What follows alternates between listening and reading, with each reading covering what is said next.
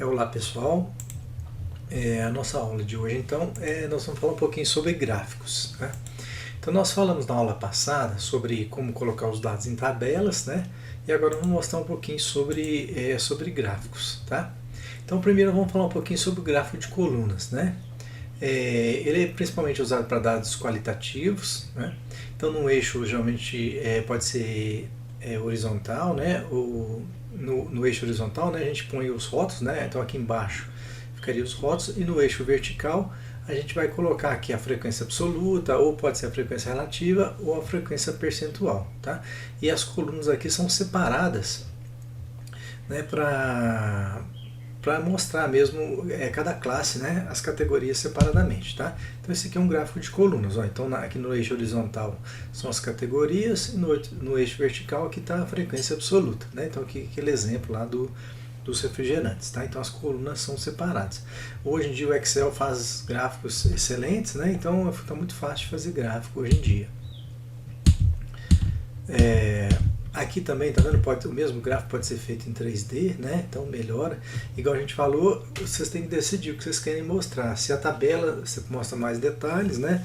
Mas às vezes o gráfico fica mais didático, a pessoa consegue enxergar mais rápido, né? De forma mais didática o que você tem para mostrar, né?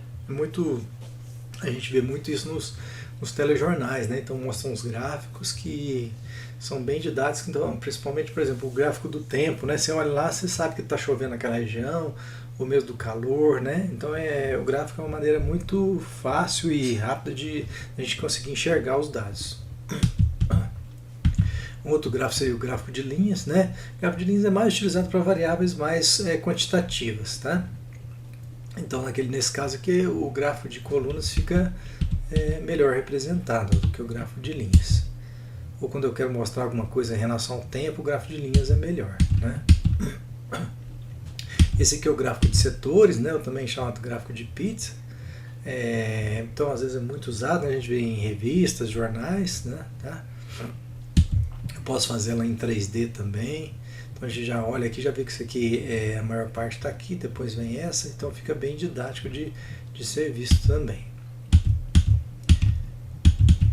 O diagrama de pontos, né, é o diagrama mais simples, ele mostra os dados num gráfico, né? Então no eixo horizontal tem os intervalos e cada valor é representado por um ponto colocado acima do eixo, tá? Então esse aqui seria um gráfico de pontos, ó. Então o custo, né, então são os valores dos custos das ferramentas lá, tá? Então tem uns pontos, então cada valor representa um ponto. Então a gente pode ver aqui, depois a gente vai ver mais para frente, que dá para a gente ver um pouco sobre a dispersão, né? Se eles estão muito concentrados, ou se eles estão mais dispersos, dá para a gente ter uma noção da dispersão dos dados. Gráfico de linhas de tendências, né? Esse aqui, quando a gente está trabalhando com análise de regressão, a gente vê a tendência dos dados, né? Então o diagrama de dispersão ele mostra a relação entre duas variáveis quantitativas, né? Uma no eixo horizontal e a outra no eixo vertical, e a gente vê o padrão que eles estão representando, né? Então se a gente olhar aqui, ó, existe um comportamento crescente, ó. Então, por exemplo, número de pontos marcados, vamos supor, no esporte, número de interceptações, né? À medida que aumenta o número de interceptações, aumenta o número de pontos. Então, aqui é menor, aqui é menor. Aqui está crescendo, aqui também está crescendo. Então, existe uma tendência de um crescimento, né? À medida que aumenta o número de interceptações, ocorre o número de pontos marcados, tá? Então, isso aqui seria um gráfico de dispersão. Às vezes a gente consegue trabalhar um pouco com os dados, então tem que tomar cuidado na hora que eu vou apresentar meus dados, né? A gente consegue manipular um pouquinho, tá? Então, por exemplo, aqui, ó, esse grupo 1 aqui, ó, ele está um pouco distante do grupo 2 aqui para cima, mas eu comecei aqui em 2600, ó. Se eu diminuir e mexer na escala do gráfico, começar em 0, essa distância vai diminuir, tá? Então, se eu quero mostrar que eles estão diferentes, às vezes a pessoa coloca isso aqui, ó, é uma escala maior. Se eu não quero dar muita ênfase, eu coloco menor, né? Então tem que ver o que a gente quer apresentar e procurar, às vezes a gente vê um gráfico, a gente fala, não, mas não tem diferença. Às vezes é por causa da escala, às vezes essa diferença aqui é bem grande, se tivesse mudado a escala teria diferença. Então tomar cuidado na hora de apresentar os gráficos, tá? Um outro gráfico bastante utilizado é que a gente chama de box plot. Às vezes tem artigos científicos, né, em vez de, às vezes nem apresenta a tabela, apresenta esse box plot. Então um gráfico de caixa, né? Aqui a gente tem o quartil 2, que a gente chama de mediana, que nós vamos ver ainda, tá? É o valor que divide os dados ao meio. Esse aqui chama de quartil 3, ou seja, 75% dos dados estão abaixo dele. E aqui o quartil 1, que deixa 25% dos dados abaixo dele, tá? E esses valores aqui a gente chama de outliers, ou valores extremos aqui, ó, que seria a distância de Q1 menos 1,5 vezes essa diferença de Q3 menos Q1. Então eu pego Q3 menos Q1 e multiplico por 1,5, vai dar um valor aqui. Se tiver um valor no conjunto de dados maior que essa diferença, ele é considerado como outlier, ou seja, ele está fora dos conjuntos de dados. Pode ter outliers tanto para cima quanto para baixo, né? Valores muito altos ou valores muito baixos, tá? Então depois vamos ver, vocês vão entender melhor isso aqui, ó. Então, por exemplo, o conjunto de dados aqui, né, com a finalidade de aumentar o peso, um regime alimentar foi aplicado em 2 pessoas, tá? Então são os resultados aqui do regime, tá? Então a mediana, 5,6, é um valor que está aqui no meio, ó. Então metade dos dados estão para cá e metade para cá. Então 5,6 está aqui, tá? 1, 2, 3, 4, 5, 6 e 1, 2, 3, 4, 5, 6. Então ele está aqui no meio, então é a mediana. O quartil 3,3 é um valor que eu calculei, deixa 50% abaixo, 6,25 deixa 50% acima, e com base nisso aqui eu construí esse histograma. Então a gente vê que a mediana não está no centro aqui, ó, tá? Então, ou seja, os dados estão um pouquinho para cá. Então aqui mostra até a dispersão dos dados, tá certo?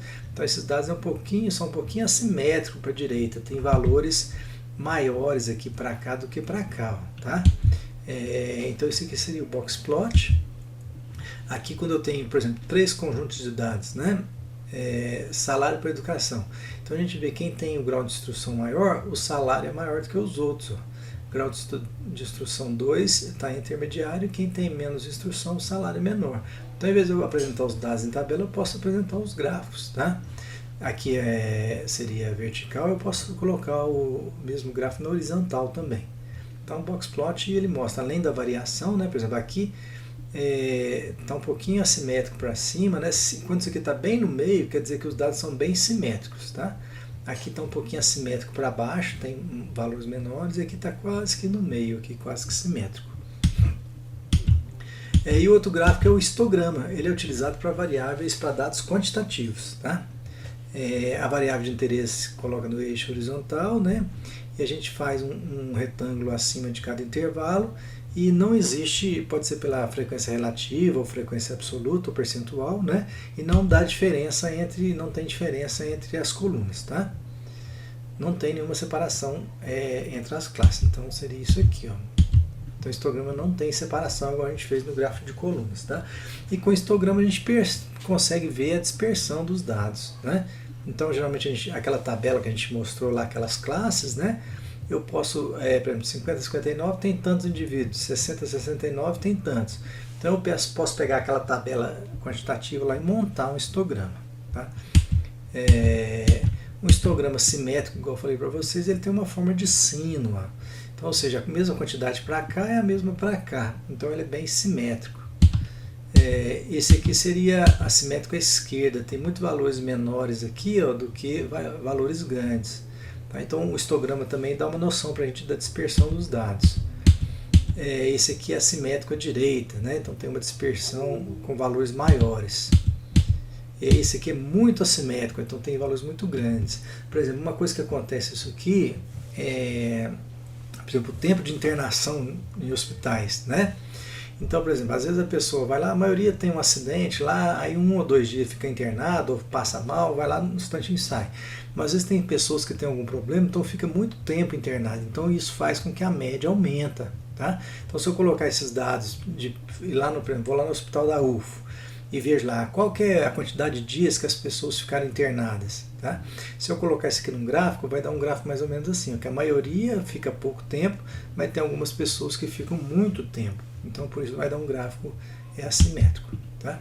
Então, aqui um histograma, né? Vamos supor, são as frequências, tempo gasto em segundo para realizar uma tarefa, né? Então, igual a gente aprendeu a fazer as tabelas lá, então de 340 a 360 tem 2, 360 e 380 eu tenho 10 e assim por diante. Então eu vou pegar essa tabela e vou jogar num gráfico.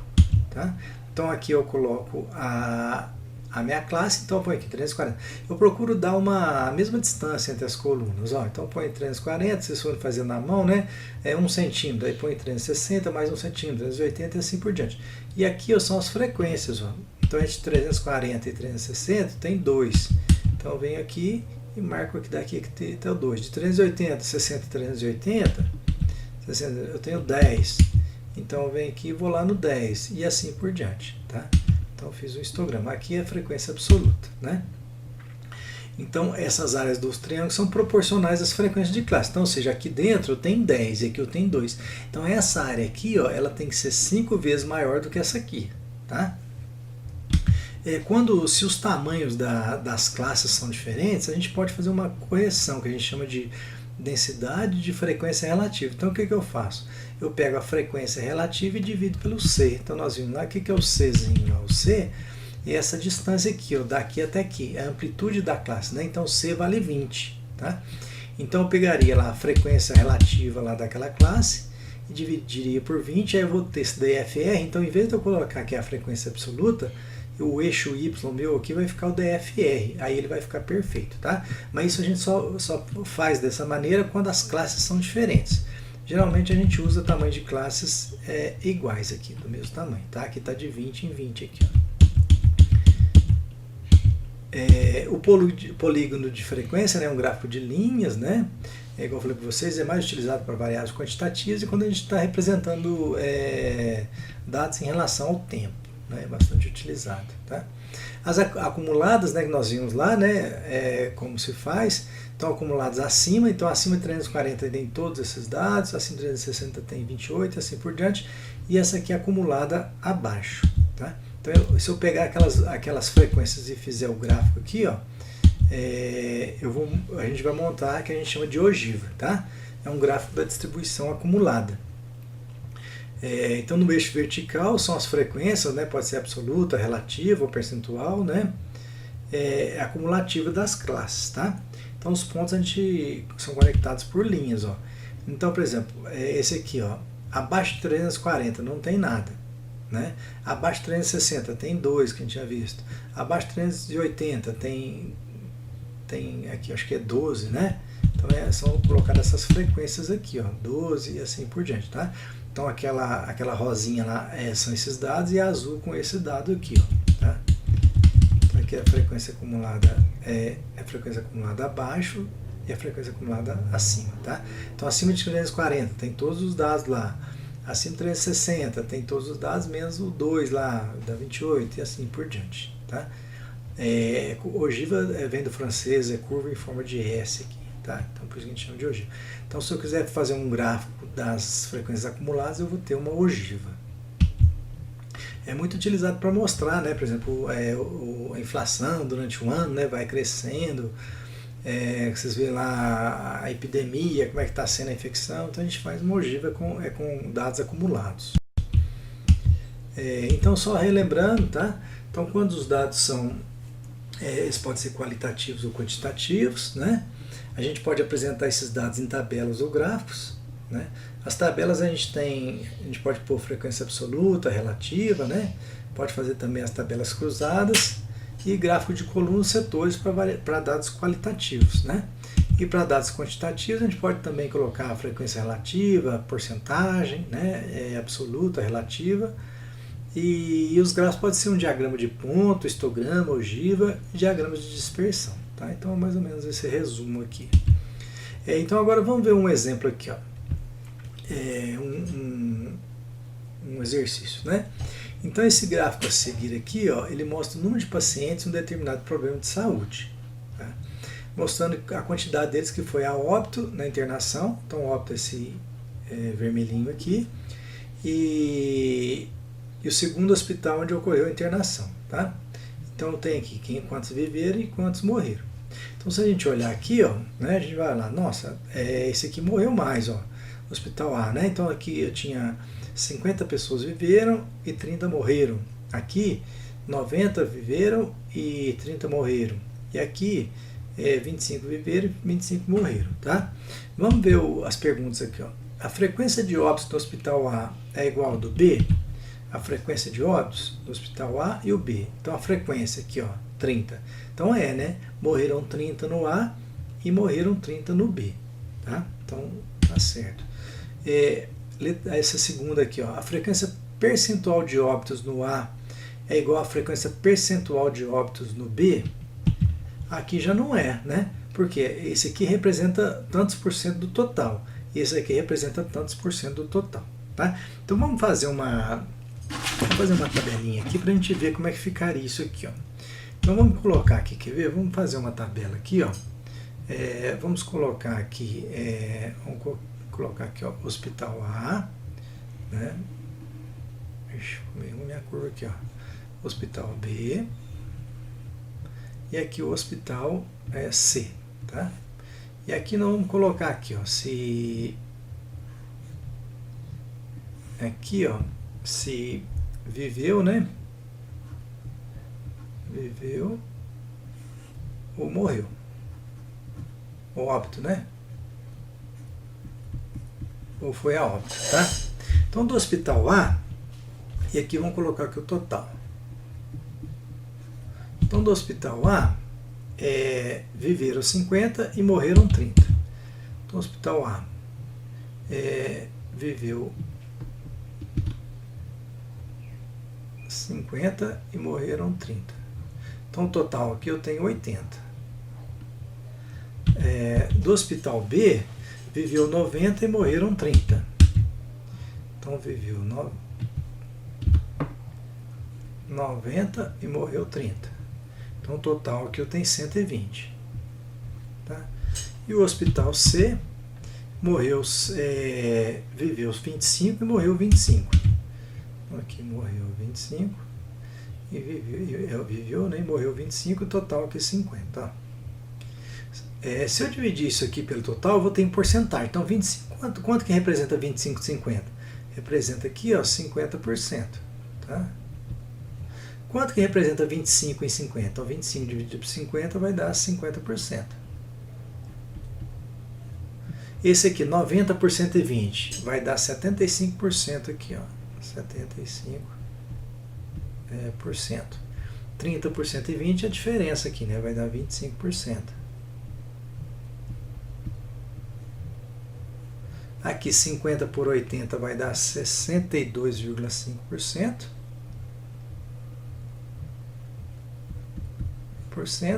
E 30 por 80 vai dar 37,5%. Tá? Então agora nós conseguimos responder a segunda aqui, ó. A frequência percentual de óbitos no Hospital A é igual à frequência do Hospital B? Agora eu vou colocar em porcentagem. No A teve um óbito de 37% e no Hospital B 25%. Então, ou seja, o Hospital A morreu mais do que o B. Tá? Então a frequência do A foi maior do que o B. Então a frequência dos óbitos é igual? Não, não é igual. Tá? Então se a gente olhar aqui, ó, no A morreu mais do que no... percentualmente, né, no A morreu mais que no B. Tá? A gente, às vezes, olhando o gráfico, fala, não, o B está com mais problema, tem mais gente doente e tal, mas, na verdade, proporcionalmente, curou muito mais aqui do que aqui, né? Então, morreu mais gente proporcionalmente no A do que no B. Se a gente for ver assim, considerando, o hospital que salvou mais, a gente poderia considerar que o B está melhor, né? Que o B morreu só 36%, o B morreu só 25%, né? E o A morreu mais, 35%. Dos 3 hospitais apresentados, o Hospital B foi o que apresentou mais pacientes com problema de saúde? Dos 3 hospitais foi, né? Então foi o Hospital B o que tem mais pacientes com problema de saúde. 90 conseguiram sobreviver e 30 morreram, mas a quantidade foi 120, né? Então o B foi o que apresentou mais pacientes com problema de saúde? Sim. Proporcionalmente, a mortalidade é maior no Hospital C? Se a gente olhar, realmente né? Porque ó, morreu 50%, então a mortalidade é muito maior do que no C, né? Então se a gente olhar no gráfico aqui, a gente vai pensar assim, o Hospital C que está melhor, morreu pouca gente, mas proporcionalmente morreu metade, né? Então morreu 50%. Então quando eu olho as porcentagens, eu posso ter uma visão diferente desse gráfico aqui, né? Então aqui pediu para reconstruir o gráfico usando as frequências percentuais, tá? Teve mudança na forma das barras? Vamos tentar fazer isso aqui. Não vou conseguir fazer muito perfeitinho não, mas vamos tentar montar isso aqui, ó, tá? Então aqui, ó, é o hospital A, é o hospital B e o hospital C. Primeiro eu vou pôr, e aqui vamos pôr aqui, ó, vamos pôr 10, 20, 30, 40, tem que ir até 75, ó. 50, 60, 70, um bocadinho aqui, 80, tá? Então o A, o óbito foi 37,5. Então vamos ver que o A veio mais ou menos, tá vermelhinho, né? Mais ou menos até aqui, ó, 37,5. Nossa, ficou ruim isso aqui. O B tem 25%. Então ficou mais ou menos até aqui, 25%. E o C teve 50%. Então só da gente olhar aqui, ó, o C já está pior, morreu mais, né? Vamos ver aqui em relação à caneta, deixa eu ver se eu consigo mexer aqui na cor aqui, ó. Vamos pôr agora o azulzinho, que é o que viveu, né? Então no A viveu 62,5. Então vem aqui 62,5, mais ou menos aqui, tá? O B viveu 75. Então vamos lá no B. 75. E no C viveu 50%. Então agora se a gente olhar aqui o gráfico, vamos olhar como é que ficou. Então aqui dá para aparecer agora, aqui dá para perceber que o B está melhor, né? A maior quantidade, e agora dá para ver que o C está pior, né? Então se eu olhasse aqui agora, dava a impressão que o C é o melhor hospital. Mas quando eu vejo em porcentagens, a gente percebe então que o C foi o que teve melhor resultado, tá? Bom, pessoal, então para a aula de hoje era isso. Então até a próxima aula.